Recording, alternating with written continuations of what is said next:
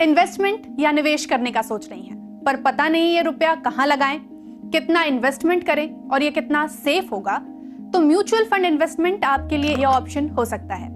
लेकिन ये mutual fund है क्या?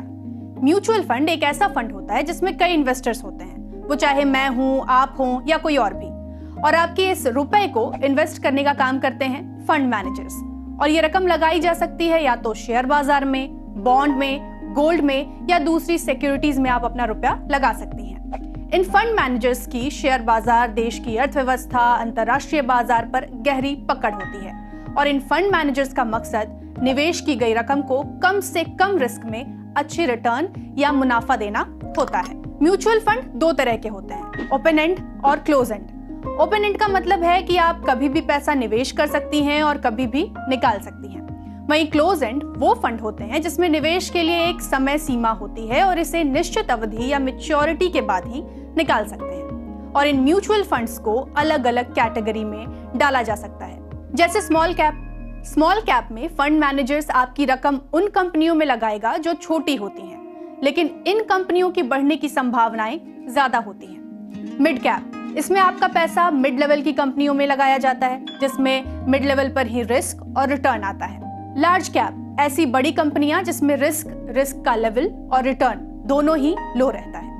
और सेक्टोरल फंड्स में किसी एक खास सेक्टर से जुड़ी कंपनियों में आपकी रकम लगाई जाती है। उदाहरण के तौर पर वो फार्मा से जुड़ी कंपनियां भी हो सकती हैं या आईटी सेक्टर से जुड़ी कंपनियां भी हो सकती हैं। वैसे ही आप अपना पैसा या तो एसआईपी या लंप सम में लगा सकती हैं। एसआईपी होता है सिस्टमैटिक इन्वेस्टमेंट प्लान, जिसमें आप हर महीने एक रकम निवेश करती हैं, और लंप सम यानी एक बार में ही रकम निवेश कर देना।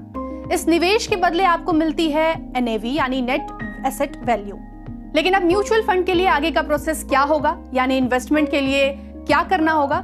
इसके लिए आपको फंड मैनेजर एक फॉर्म देंगे और आपको देने होंगे कुछ डॉक्यूमेंट्स, जैसे आपकी आईडी जिसमें पैन कार्ड, आधार कार्ड, वोटर आईडी में से किसी एक की जरूरत होगी।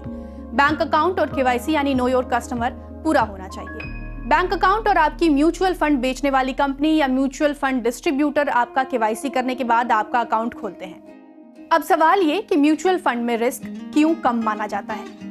एक मुश्त रकम एक कंपनी की बजाय कई कंपनियों में इन्वेस्ट होती है।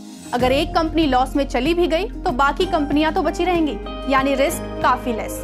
फंड मैनेजर आपके इन्वेस्टमेंट का ध्यान रखेगा। ये लॉन्ग टर्म इन्वेस्टमेंट होती है और कम पैसे यानी 100 से 500 रुपए में भी शुरुआत कर सकते हैं। म्यूचुअल फंड का चुनाव कैसे करें? तो अगर निवेश के लिए आपके पास 10 से 20 साल का समय है तो लार्ज कैप में निवेश कर सकती हैं। टैक्स बचाने के लिए निवेश कर रही हैं तो आपको इक्विटी लिंक्ड सेविंग स्कीम या ईएलएसएस में फंड लेना पड़ेगा, जिसमें आपका पैसा 3 साल के लिए लॉक हो जाएगा। ईएलएसएस जो है वो लार्ज और मिड कैप फंड माने जाते हैं। अगले वीडियो में आपको बताएंगे कि एसआईपी यानी सिस्टमैटिक इन्वेस्टमेंट प्लान क्या होते हैं। तब तक के लिए हमारे इन वीडियोस को पसंद करते रहें, अपने दोस्तों, अपने मित्रों के बीच साझा करते रहें और अपनी राय कमेंट बॉक्स में जरूर बताएं। शुक्रिया।